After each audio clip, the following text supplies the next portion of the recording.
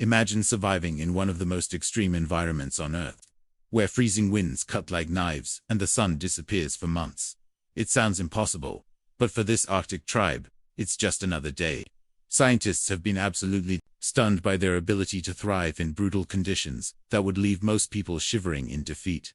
From mind-blowing adaptations to ancient survival secrets, this tribe has left researchers scratching their heads. The Inuit are out there surviving in a place where the air can freeze your skin in seconds, where the sun disappears for months, and where your next meal depends on hunting massive sea creatures with nothing but traditional tools. These Arctic survivors have defied what we thought humans were capable of, and scientists are absolutely baffled. Ever heard of the saying, "You are what you eat"? Well, if that were true for the Inuit, they'd be made of raw meat and blubber. Science says their diet should be killing them. We're talking about a near-exclusive intake of fatty whale, seal, and fish with barely any vegetables or fruits in sight. By all logic, that much animal fat should send cholesterol levels through the roof and cause heart disease. But guess what? The Inuit have some of the healthiest hearts on the planet. Their secret? A genetic adaptation that helps their bodies process fats differently. That's right. Evolution might have handed them a cheat code for survival in one of the most extreme environments on Earth. Ever stepped outside in freezing temperatures and felt your fingers go numb? This tribe is surviving in sub-zero conditions with minimal clothing. The Inuit don't just survive the cold, they thrive in it. Scientists have discovered that their bodies generate heat differently from most humans. Their metabolism is turbocharged, allowing them to stay warm even when the temperature dips to deadly levels. And their bodies are literally shaped for survival. Shorter limbs and stockier builds help them conserve heat. It's almost as if they were engineered for the Arctic, making researchers wonder just how deep these adaptations go. You've probably heard that the Inuit have dozens of words for snow, right? Well, that's just the tip of the iceberg. Pun intended. Their language, Inuktitut, actually shapes how they see the world. Studies suggest that speakers of Inuktitut process time and space differently because of how their grammar works. For example, their concept of direction isn't based on left and right like in English, but on absolute terms like north and south. This means an Inuit elder could be blindfolded, spun in circles, and still point north without hesitation. Scientists still don't fully understand how this works, but one thing is clear. The Inuit have a connection to their environment that goes beyond what we thought was possible. Are the Inuit living proof that humans can evolve to master any environment? Or are they holding on to ancient knowledge that modern science has yet to understand? Meanwhile, the cargo cults are another mystery that shows how human belief can take an even stranger turn. Imagine a group of people witnessing technology so advanced that it might as well be magic. Now, imagine them starting to worship it.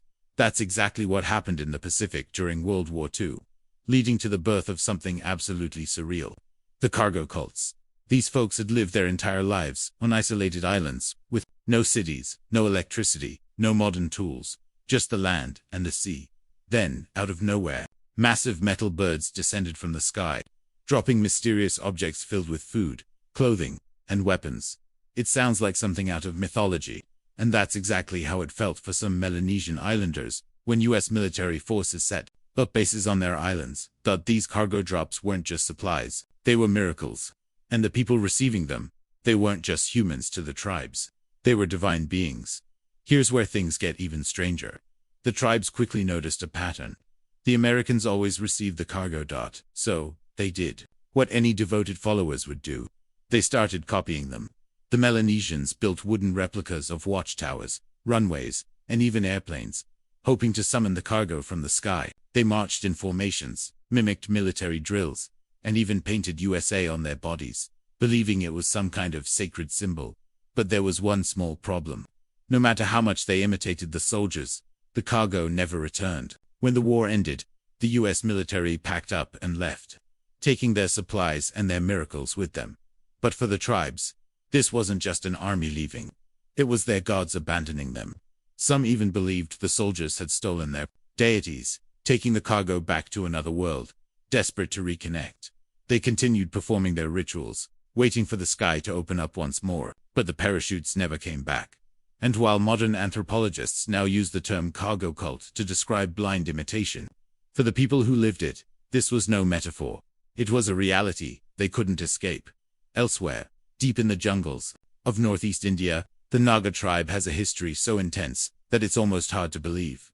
The Naga are a collection of over 40 tribes, spread across the border between India and Myanmar. While they might seem like just another indigenous group living off the land, their past reveals something much darker, something that has fascinated and terrified outsiders for centuries. From ancient times to the present, the Naga have relied on hunting and agriculture to survive.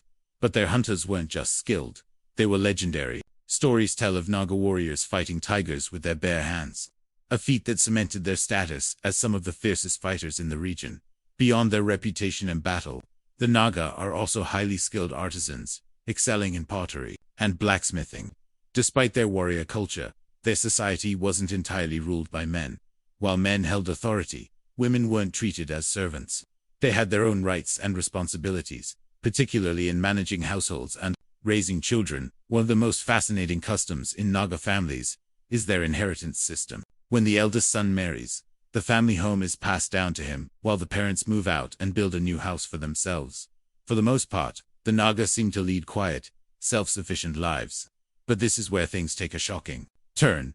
Up until nearly the end of the 20th century, the Naga were infamous for one of the most brutal traditions ever recorded: headhunting. This wasn't just about warfare. Taking an enemy's head was a rite of passage, a way to gain status and honor in the community. The more heads a warrior collected, the more respect he earned. His body was often covered in tattoos to show off his victories. These gruesome trophies were symbols of power, a tradition so deeply ingrained that it persisted for centuries. As time went on, the world around them changed, and the practice of headhunting was eventually outlawed. But the stories of the Naga warriors still live on, haunting the dense jungles where they once fought and conquered. Meanwhile, deep in the mountains of Papua New Guinea, the Yali tribe has captured the world's curiosity. Isolated from modern civilization, the Yali people live in rugged highlands far from the influence of technology and globalization. For decades, they remained a mystery until one British explorer risked everything to meet them. Elsewhere, the Kuna tribe has carved out a reputation of its own. And it isn't just about dazzling textiles and vibrant colors. These people are as bold as their molas, and they don't take kindly to outsiders meddling in their ways. At first glance, the Kuna seemed like a peaceful island community, but don't be fooled. Their traditions run deep, and their commitment to spiritual balance is anything but casual. When it comes to keeping the spirits happy, they don't mess around. Animal sacrifices, absolutely on the table.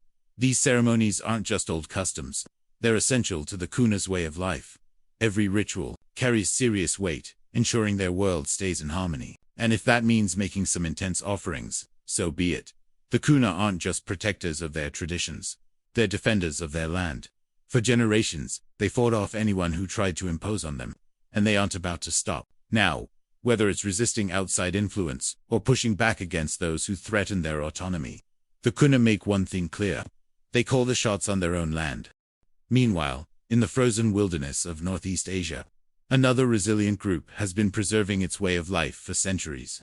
The Chukchi and indigenous people of the Chukotka region in Russia might not be as well known as some other tribes, but their ability to thrive in one of the harshest environments on Earth is nothing short of incredible. With a population of around 16,000, the Chukchi have called this icy landscape home for thousands of years. Their exact origins remain a mystery, but their culture has stayed remarkably consistent since at least the 3rd century BC. While the Soviet era introduced schools and hospitals to some settlements, the core of Chukchi life has remained largely unchanged. The Chukchi divide into two main groups based on their way of life. The inland Chukchi are expert reindeer herders, relying on their animals for food, clothing, and transportation, while the coastal Chukchi are skilled hunters, braving the freezing waters to catch seals, walrus, and even whales. Their methods have evolved over time. What once required harpoons and spears now benefits from firearms. But the essence of their hunting traditions remains intact. Their homes, called orongas, are built to withstand brutal Arctic conditions. These polygonal tents, covered in reindeer skins, are anchored with stones and straps to resist fierce winds.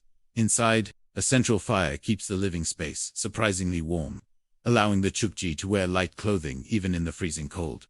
Despite some interactions with modern civilization, the Chukchi remain deeply loyal to their ancestral customs. They have adapted in small ways, but at their core, they are still the same resilient, resourceful people who have thrived in one of the planet's most unforgiving climates, while the Chukchi have adapted to the Arctic. Another group, thousands of miles away in the scorching plains of East Africa, has developed its own distinct way of life. The Surma people of Ethiopia and South Sudan may not battle icy winds, but they face challenges of a different kind, resisting outside influence and preserving their deeply rooted traditions. The Surma are fiercely protective of their way of life, rejecting modern civilization to maintain their ancestral customs. Divided into 3 tribes, Terma, Chai, and Bale, the Surma share a deep commitment to cattle breeding and agriculture, often clashing with government efforts to assimilate them into broader society. These tensions have sometimes led to violent encounters, yet the Surma remain steadfast in preserving their traditions. Although they prefer to keep their customs private, the Surma occasionally allow outsiders into their territories. However, their secrecy extends to many aspects of their rituals, keeping much of their culture a mystery. What is widely known, though, is their striking approach to personal adornment. Body modifications, intricate scars, floral patterns, and herbal decorations are key parts of their identity.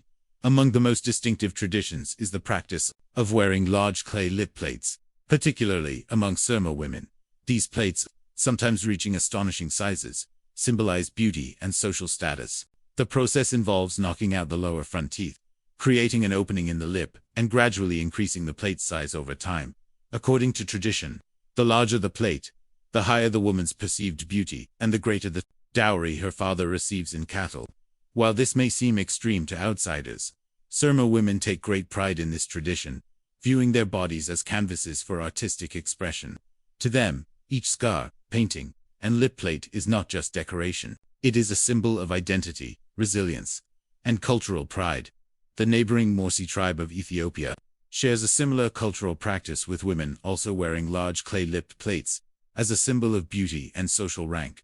But among the Morsi, these traditions are layered with even more intensity. The discs they wear often stretch the lower lip to extraordinary dimensions, and while this may appear shocking to outsiders, it holds profound social meaning within the tribe. For the Morsi, beauty is not defined by modern ideals, but by resilience, endurance, and adherence to ancestral customs. However, what truly sets the Morsi apart is their deeply rooted culture of defense and survival. In the remote Omo Valley, survival is not taken for granted, and the Morsi have equipped themselves accordingly. Unlike many indigenous groups who have remained unarmed, the Morsi are frequently seen carrying AK-47 rifles, tools not only for hunting, but for protection in a region rife with cattle raids, territorial disputes, and encroachments from external forces. Their readiness to defend their people and lands has earned the Morsi a reputation for being fierce and intimidating. Visitors, journalists, and researchers who venture into Morsi territory do so under strict guidance and at significant risk. Despite their reputation, the Morsi are not a people of mindless violence. They are guardians of a proud legacy, balancing ancient customs with the realities of a changing world. They have embraced some aspects of modernity, like firearms, while preserving their core traditions, language, and values across the globe. From icy tundras to sun-scorched plains, from mountaintop jungles to isolated islands, these indigenous communities stand as living testaments to human adaptation, resilience, and cultural strength. Each tribe, with its unique challenges and stories, reminds us that the human spirit is far more diverse, creative, and enduring than we often give it credit.